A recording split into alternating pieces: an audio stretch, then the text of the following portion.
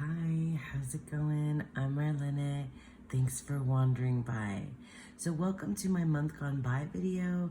This is the video where I talk about all the things that I did in the previous month, mostly tarot related, and this is for the month of November 2024. The sun is like rising, so I have this like beautiful orangey light coming through, and I'm ready to talk a little bit about November. I'm going to probably I don't know, you know how long it is, but I don't think that this is going to be a very long one. I had set out to use a lot more decks in November. Things had really ramped up for me in October again. And then I guess I'm just like on a, I don't know what like the line graph is of my tarot usage. That would be fun to do. Things ramp up and then slow down and then amp up. But it went on a decline a little bit in November. I just slowed down. I just used less decks than I had previously. I did smaller readings. I did less readings, I think, and I kind of petered out with some of my practices. And I'll talk about that in a second. And also what I wanted to tell you is, because I usually in this video talk about the other things that I got up to in November in terms of like things I consumed, like books and TV and movies. And as far as books, I've been reading so much more lately that I've been doing books completely separately from this video, and I've been doing them in a few different formats. Like I did a month gone by of books, and then I've been doing like little book vlogs, because I guess I must have read 10 books in November, because I have 2 different videos of 5 books that I just read. So you can go check those out. I'll link them down below if I remember. And then really the only show that I want to talk about, because I was watching the same sorts of like rewatching things with my family, and I was watching a lot of YouTube if I was watching anything, because I was doing more reading. The only show that I binge watched in like a day or two was, and it's been out I think for a little while. I'm always late. Like I'm always late to everything.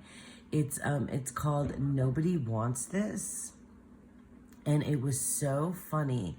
It's with Kristen Bell is the main lead character, and I don't know the name of the actor that plays her love interest, but she falls in love with a rabbi, and it's just, obviously she's like a shiksa and a Gentile, right? So she's not, someone that the family would approve of. And it's really funny. I really enjoyed it. I really loved everything to do with Kristen Bell and the rabbis. Their characters I thought were really great. The actress that plays Kristen Bell's sister, so Kristen Bell's character and her sister have a podcast that's called Nobody Wants This. So it's they talk about sex and relationships and all kinds of stuff, and it's funny. And the girl that plays her sister is really good. I like her. She's a little bit of that character is a little bit caricatured instead of like fully well developed, but I assume because this is a series and it looks like they're getting a second season, that maybe she'll develop more, throughout the course of the show if they continue on. And then the rabbi has a brother who, it's the type of character that like I'm not sure about, and I feel it gives me the ick a little bit, which is funny because that's one of the episodes when she gets the ick. Anyway, but he's a little bit, I don't know, that's a little bit gross, and his humor is a little bit gross. It's a little bit, I don't know. There's something about him that, like, it's funny, but at the same time, it's like on that borderline for me where it turns into just like not my type of humor. And I like weird, and I'm not talking about like gross, like vulgar stuff. Like that, that doesn't always bother me. But there's just something about him that if they don't like course correct it, I'm not sure that I'm gonna like his character, or it might ruin the show for me if we continue on. But I think that, and there's a plot line that they've been hinting at that has to do with the brother that I'm like, oh, I really, really, really don't want them to do this, but I think it's gonna happen anyway.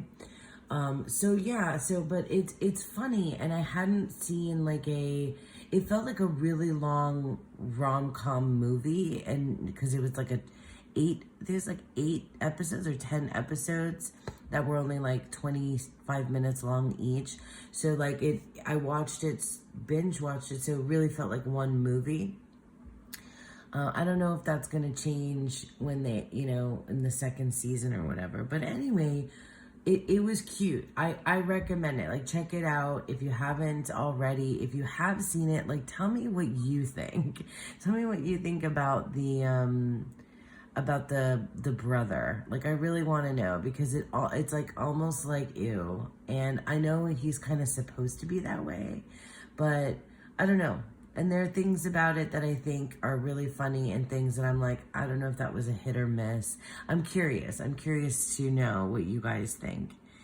And so that's kind of it for what I watched. I mean, so I got the New Wave Tarot this month, and I did an entire walkthrough of it, and then I was like just completely obsessed with it for, I want to say, a week. I really haven't used it like a ton this month, but when I have used it, it's been super fun. The guidebook, I've been enjoying the guidebook, but not as much as the guidebook for the Odyssean Tarot, which is another deck by this creator. I have been, definitely as part of my practice, I have been incorporating the music, because you just have to. I feel like that unlocks the magic of this deck, is to pair it with the music when it comes up, and either listen to the song or read the lyrics. I mean, I made a playlist. I like the idea of creating a playlist, like depending on how big the reading is of those songs, and then playing them one after the other. I did that as well. And I just was kind of vibing with the music and the cards. And it was just a lot of fun. And really, it was really kind of matching the vibe that I had in October, where I was investigating and kind of working with things from my teenage and young adult self. So a lot of this music, is from when I was a kid, and then I've been kind of reintroducing myself to it as a middle-aged woman. Okay, this is like the best lover's card, maybe ever. Maybe ever. I love the Eurythmics so much. I also was getting interested in some of like the deeper cuts of bands, that you only really know like the one song, Sweet Dreams Are Made of This, but there's so much more to the band. Anyway, oh, and yes, I did a BB from Pure Red Velvet left me like the longest comment, and it was so cool about all of these the songs and bands that I was mentioning when I did the walkthrough. And I listened to Blue Monday, and you're right, BB, if you're watching, I absolutely knew this song. I didn't remember that I knew the song, but I did know the song.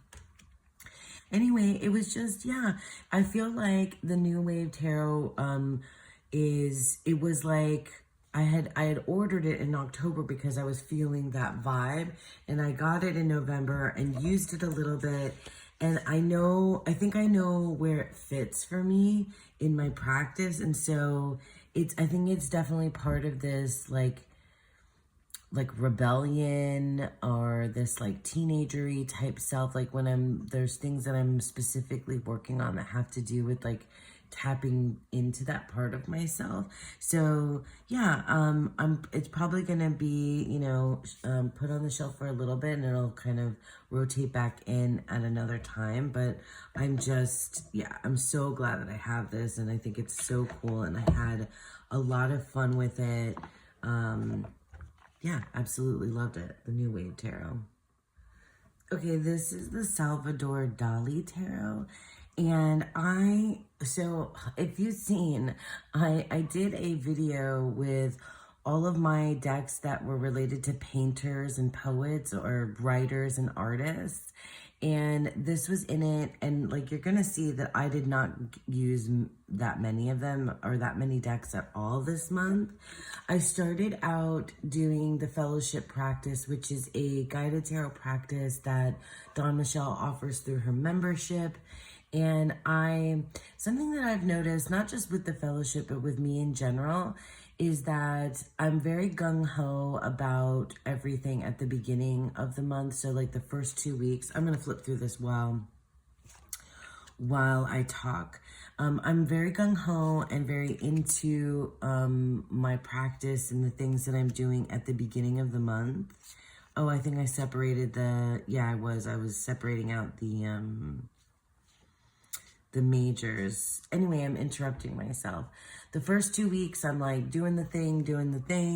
And then the last 2 weeks of the month, I start to get antsy and I want to like change it up or do something different, or I slow down entirely. And that's what happened.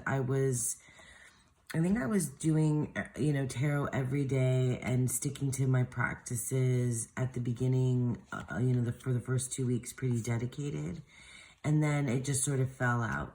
Anyway, so this deck I used for a reading in the fellowship, or that 1 week in the fellowship for a couple of readings, but it kind of ended up being one whole reading. And it had to do with greeting or meeting the wizard as part of this tarot journey. And this is, it felt like a very appropriate deck to use for that theme. It's just a beautiful deck. I really, really like it. Oh, I know why I pulled these out. Here's what it was. I was struggling with these 3 cards. And I pulled out the majors, and then I pulled out the big giant guidebook that came with the deck. To read, and I thought that there was a possibility that there was a typo or a misprint, because this devil card reads the Fool to me, not the devil. And I did read the guidebook entry to see like how I felt about that, like what the rationale was, and I got it. I understood it. I did understand the choices, but like with the butterfly, which reminds me of the Thoth Fool. And like literally it's just like a person stepping off of a cliff. Like that does not read devil, right? Whereas the World card with this like angry face and these people chained up, this reads the devil. So I don't know what happened here. Like, I don't know, but there's like a little bit of a disconnect for me. Also, the astrological signs or glyphs that are on the cards do not match the way that I read the astrology with the decans and everything. Because I follow what the Golden Dawn ones are. So that I can ignore, right? But this card just looks like the devil, and this card just looks like the Fool to me. And I might just reverse them that way. I'm not sure. Because then I also pulled out the Fool. And like this is okay. This can be like Fool energy to me as well. But like I don't know, these, these seem, you know, these seem like they should be reversed. Anyway, so yeah, so I mean, I enjoyed the Salvador Dali tarot. I think there's something about it that I feel like it's gonna be one of these decks that I don't reach for that often, because there's gonna be some like specific things that I would want to use it for. It does seem though like a deck for this time of year. I am quite thrown off though by this, so it, you know, it was good. I mean, it was good. I really didn't use it enough to give you like a big full review of it, but yeah, I enjoyed it. The Salvador Dali Tarot. Another deck that I used this month as kind of a one-off is the Shakespeare Oracle, which is it's really a tarot, and this deck is out of print. God, this thing is chunky. It's impossible to, it's really impossible to shuffle. You have to split it up into two. But I used this another week, I think the week before, the Salvador Dali Tarot. I'm not in any kind of order here. But I used this deck for one of the weeks in the fellowship, and in that week, the theme was meeting the bard. You know, so like Shakespeare, yeah, had to be the one, right? So, oh my gosh, I love the Hangman as Hamlet. So this was cool. I really enjoyed it. I think I used the dice that week as well, and I didn't the second week. Sometimes I have to confess that the dice, like incorporating dice casting, which is, I love, you know, Lisa and Dawn made this dice casting system, and it's really cool. But sometimes for me, it's just overwhelming. Like and this month I was feeling like I needed to, you know, pare down, slow down, and do less. And so definitely didn't use dice. I did with this one, then I didn't use dice again. I love this deck a lot. I think I say the same things about it every time. I love the choices that were made, and I absolutely love the minors. This is a very pippish deck with quotes from Shakespeare's plays, and I think sonnets too. I think sonnets as well as the plays. But he's the magician. That's amazing. It's a good one. It's a good deck to use at this time of year. It totally matched the theme of meeting the bard, and it was cool. And I was glad to be able to pull it out and use it this month. Only for really, you know, a couple, like the readings from that 1 week. So it was just like a little bit of a one-off. The Shakespeare Oracle, which is actually a tarot. Okay, so the Gentle Tarot. I've had this deck for a while. I've had this deck in guidebook for over a year, maybe over a year. And I hadn't really used it very much at all. And I kind of, you know, it wasn't its time for this deck. And then literally I've seen it everywhere. I know the creator, Mari, is coming out with, or kickstarting her new Oracle deck. So this deck, you know, is everywhere right now because is there a new version of it? This is the linen edition, but I think there's like other like extras and things, and you can bundle and get the Gentle Tarot along with her new Oracle, which I haven't gotten because I wasn't, you know, I wasn't sure about the Gentle Tarot because it had been sitting, you know, for a while. And then like a lot of stuff happened in November that I won't get into because it's just, you know, like personal stuff. But I needed guidance, and I needed a lot of help. And the Gentle Tarot just, you know, just was on the forefront of my mind. Oh yeah, because Thea did a walkthrough of the Gentle Tarot, and then also Sarah at Tangy Tarot is doing a Gentle Tarot study, and I love Sarah's videos when she does studies of decks and her favorite cards and stuff. So it's really cool. I'll link to that stuff below. But anyway, I mean, I'm sure many of you are familiar with the Gentle Tarot, and then like, you know, everything about, its name is true, you know, it lives up to the hype, I think, and it lives up to the name. I mean, I didn't use it like a lot this month, but I pulled it out for some very specific readings about, you know, things that I was feeling that I needed to process, and about whether or not I was making the right choices. And it was really hard. There were some really difficult things that I was working through that I went to this deck for, and it was so helpful. Like, it was so spot on and so helpful, but it wasn't like, I don't know how to explain it. I feel like people talk about this deck in this way that, like, it's not like sugarcoating anything. It's not like it's taking, you know, taking the difficulty away from what it's saying. Like, it still challenges you. It's still like, you know, I don't know, it doesn't like just, you know, nice wash everything or nice wash the tarot at all in any way. But it is just gentle. It's just like, hey, you know, it's just like, hey. And it made me cry, you know, it made me cry. But it was just so right when I needed it. And I also think, this is upside down. And I did readings for other folks with this, and that was very special, really special, just really important and special that those readings that I did. And it wasn't an easy deck for me to use to read for others with. Okay, here's my card this is like my card. This card sticks in my mind, and it was just so good.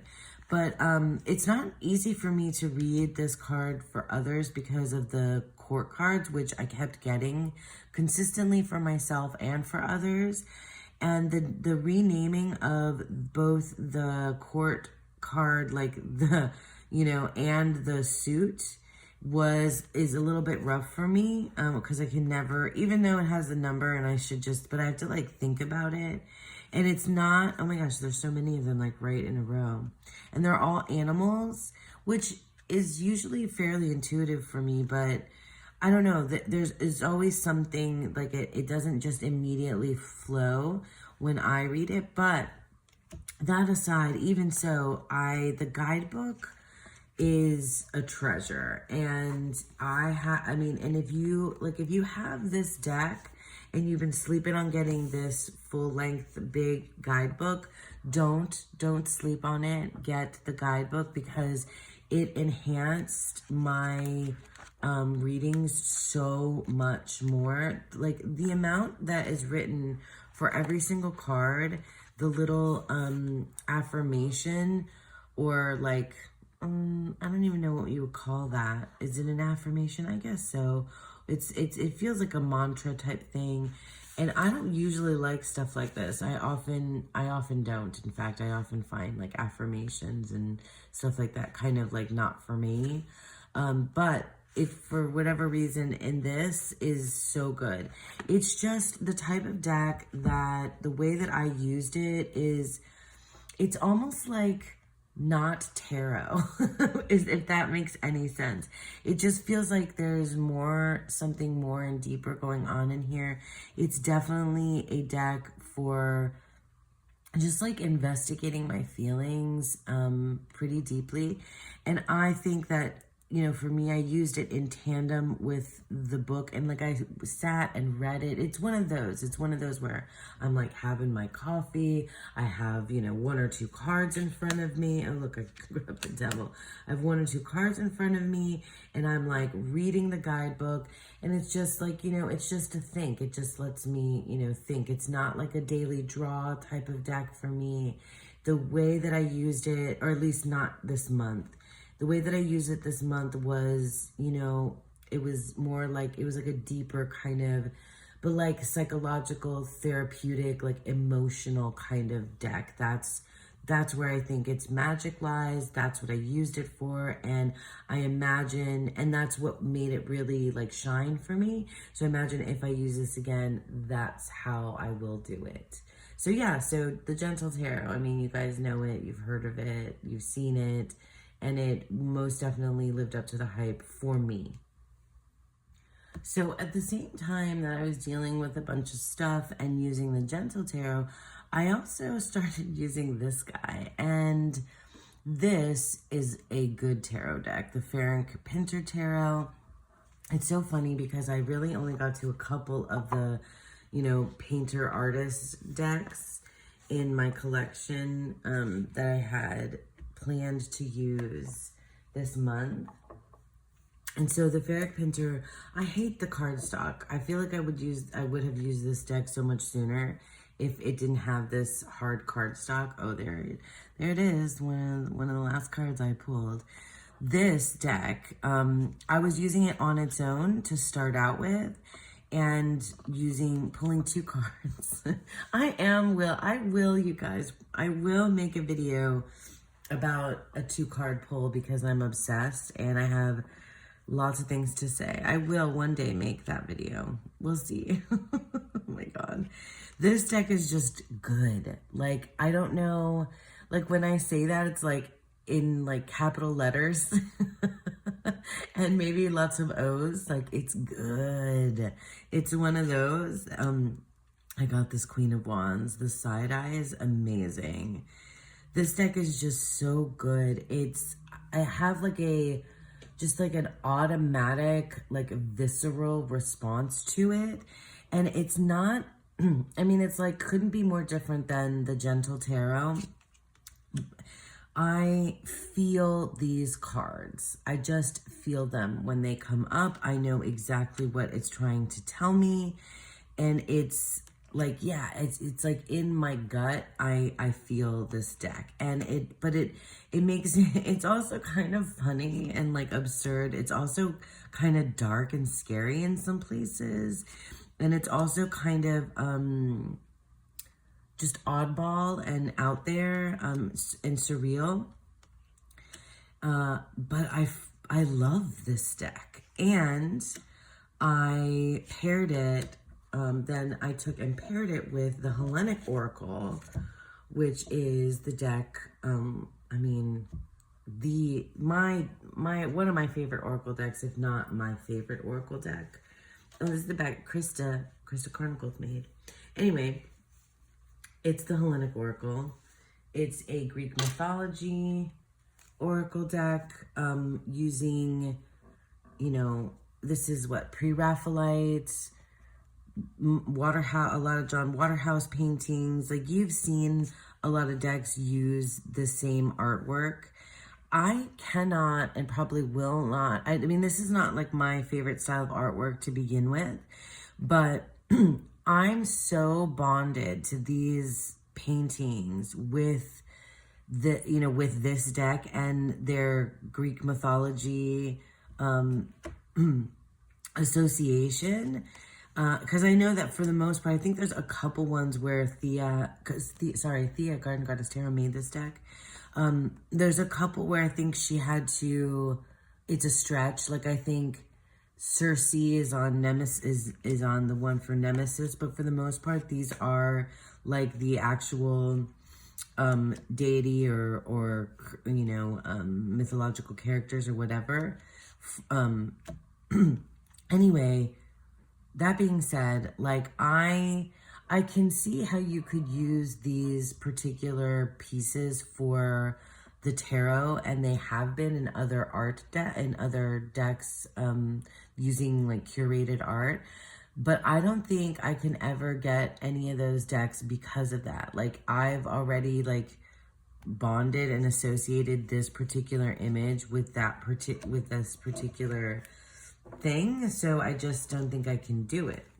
Anyway, all that being said, these two together are like beautiful. I mean, the thing is with the Hellenic Oracle is that it doesn't miss for me with most decks. Like I'm not sure like I would put it next to like say the New Wave Tarot, but hey, why not? It might work out, you know? Oh, like look at this. So good already. So the Six of Discs or Pentacles and Taiki, I like that because it's like a reversal of fortune.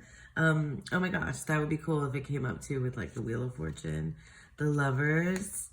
I love this Lovers, and Hecate, or Hecate, I don't know how you say it, but like it wants to work together. Also, I was doing a thing with these two where, well, I'll just show you. And I'm making a mess of cards everywhere. But I did like two, well, I was doing the top of the deck and the bottom of the deck for both. So I had two, is that in frame? Yeah. I had two of the ferric Pinter, and then I would pull two of the, are we? Yeah. And from the top and the bottom of the Hellenic Oracle. So it was like my conscious and subconscious, right? What's I'm aware of and what is like underlying, what's underneath everything. And so, oh my God, we have, this is so great. Do you see how cool this is? Like for me, it's just like makes so much sense because we have the Page of Cups and the Asphodel Meadows. And then we have the Three of Cups and Dionysus. Like the Three of Cups and Dionysus are really great. I did get, oh, this is what I did get with the Three of Cups just the other day. Which was like such a perfect reading for me. I'm making such a mess. But I did just yesterday. Was it yesterday or the day before? I don't remember. The Three of Cups with Iapetos. I'm not sure if I'm saying that right, but this is about mortality. And so like just started the Eat, Drink, and Be Merry, for tomorrow we die. That's this reading for sure. It's just so totally this reading. But yeah, like here, I'll put these back like this and I'll just flip a little bit more. God, I love this ferric Pinter deck. It's so good.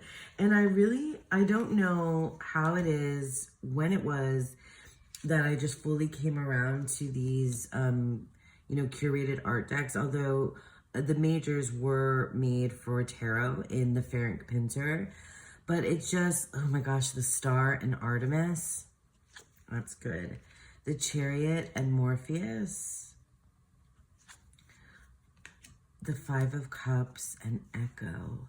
You guys, do you see it? Do you see like how like amazing that is? Like these, like I read the Hellenic Oracle is just so, like it's just so clear to me. Like I just know exactly what it's saying. It's just, I know exactly what it's saying. And then this, I really do just have like an immediate sort of visceral bodily reaction and response to this deck. And I feel like I can use, but it just feels like it works for like almost anything, like daily draws. I could definitely use this on a spiritual level. I could ask it like practical life things. When you look at that, the Ace of Discs and Thesis. Look at the, yeah. Beautiful, perfect, amazing. Oh, Strength and Atlas. I pulled Atlas this month too, and it's like, yeah, I know. I know. Oop, you're upside down. Hypnos. Okay. Maybe Hypnos upside down means you're having trouble sleeping. Yeah, I just absolutely love this combo. I love the ferric Pinter, but I would definitely use the ferric Pinter deck very much on its own as well. And I definitely was doing that. I just think that like the look at this, Queen of Swords. The Hellenic Oracle just totally brings it up. I do get the King of Cups too. He is something else. yeah, it just elevated it for me to use them both. Will you look at this High Priestess? Anyway, I'm sorry. I could just go on and on. But that's the Pinter Tarot and the Hellenic Oracle, like just standout favorites here at the end of November. Okay, and last but certainly not least, this is absolutely my favorite combination for this month. And I really fully was only using these two decks, probably. Aside from like the one-offs that I used for the fellowship reading, this was like, these decks were like with me all the time, every day. And I was, the Dulac and Dickinson combo, and I was posting on Instagram. So the Edmund Dulac Tarot, let's look at that first. Edmund Dulac Tarot, curated art. Edmund Dulac, I talked about him when I talked about all the, painter decks that I was going to be using in this month. Am I upside down? I'm always doing this. Oh, wait. What's wrong with me? Okay. What's wrong with me?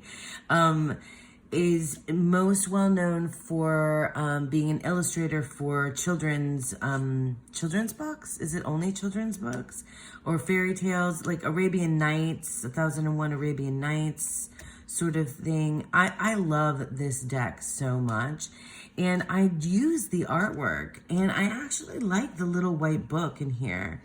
The little white book has some really interesting takes. I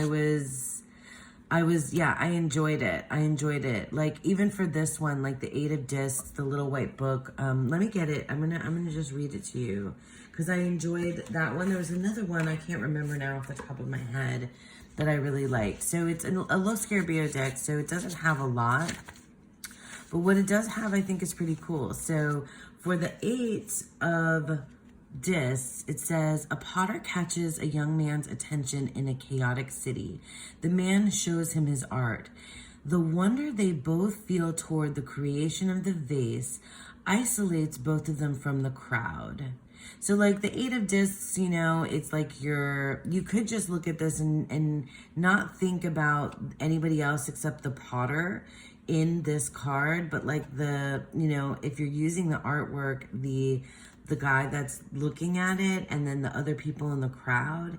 And it's kind of like, you think of the 8 of Discs as like mastery and like honing your skill and like really working hard and that kind of thing, like the kind of Rider-Waite-Smith interpretation of it.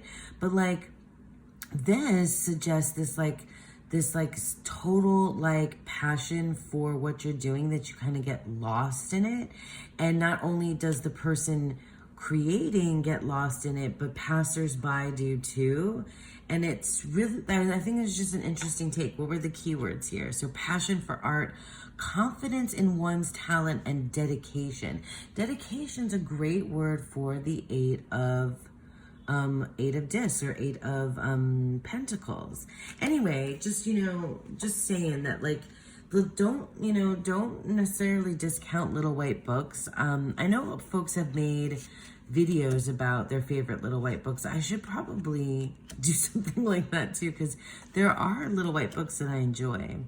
Anyway, this deck on its own, I edged mine in black, not dark enough, I guess, because you can still see I kind of like that you can, it's like peeking through. Anyway, this deck, I got it and the Rackham and the John Bauer Tarot all at the same time. And so this one got put on the back burner, whereas, wait, how did I do it? I think I had it like this. I just wanted to talk about the Dickinson next. Anyway, I put this one on the back burner, and I'm glad, though, that it came out at just the right time. The Oracle is the Divining Poets Dickinson. It's funny because I pulled out my whole set of these that were gifted to me by a dear friend, and I did not use any others except for Dickinson. And I wasn't sure which one was going to work, but like Dickinson and Dulac are we're totally best friends now. No, I think I did it the other way. I think I had tarot. I think I let the Oracle lead, and then the tarot followed it. But maybe I did it the other way a couple of times. And then I did pull like 2 card pulls from from just the Dulac, as well. But these are absolute magic together, and just 1 in 1. Just 1 in 1. Too much proof affronts belief, the 10 of Cups. A poison gets to be a friend. And that's what's that? That's the no, it's the moon. Wait. No, it's the Chariot. Sorry. I cannot read my Roman numerals quickly on the spot, apparently. Whoa. A prison gets to be a friend. Oh, that's interesting. Because, oh, that's really interesting. Okay, I'm not going to go into it too much. Here we have, if to be elder mean most pain, I'm old enough today. And this is the Judgment card. Or the Sun. What's wrong with me? Is that the Sun? Yeah, that's the Sun. Why can't I not read? Oh my gosh, it's like total brain fog. Sorry. Oh, that's interesting. I really like it. Oh, so good. So good. All right, I'm getting all the majors here. This is Judgment. Justice. For crying out loud, I can't. I'd give to live that hour again, the purple in my vein. Beauty be not caused, it is. With the 6 of Cups. The world will have its own to do. The dust will vex your fame. Oh, that's... So, I don't know about you guys, about, Emily Dickinson poetry, but sometimes it hits, like, immediately, and sometimes I really need to sit with it for a minute. But this one, yeah, that's good. The absence of the witch does not invalidate the spell. Oh my gosh, and it's the Empress. The absence of the witch does not invalidate the spell. Do you guys like that? I love that a lot. Okay, one more and we'll stop. Heaven is shy of earth, that's all. And the Knight of Wands. Ooh, that's good. Oh wait, I lied. This is the last one. Passenger of Infinity. The 7 of Discs. Oh, I really like that. I really like that. And you know what? I want to read what it says about the 7 of Discs in here. I just do. And then we'll call it a day. 7. In a moonlit, wild setting, a man and a woman think of the future. He has a book in his hands. She leans on a branch, searching for contact with nature. A moment of thought, evaluating options, considering opportunities and knowledge. Passenger of Infinity. I love that so much because I love the evaluation, the waiting, the pause. When I learned, the Decan association with the 7 of Discs, also that really felt spot on. Passenger of Infinity. Amazing. Amazing, amazing. Yeah, love it. Love it so much. So that's the Divining Poets Dickinson Oracle and the Edmund Dulac Tarot. Dulac and Dickinson, absolutely my favorite pair, my favorite decks really that I used this month. I just, adored it. So my friends, that is it. That is what I got up to in the month of November 2024. I probably managed to talk way longer than was necessary for the amount of decks and things that I did this month. Not as much as I, typically do. But anyway, I'm going to stop rambling now. I thank you so much for sticking with me, and I hope that you all have a beautiful, wonderful day. Bye.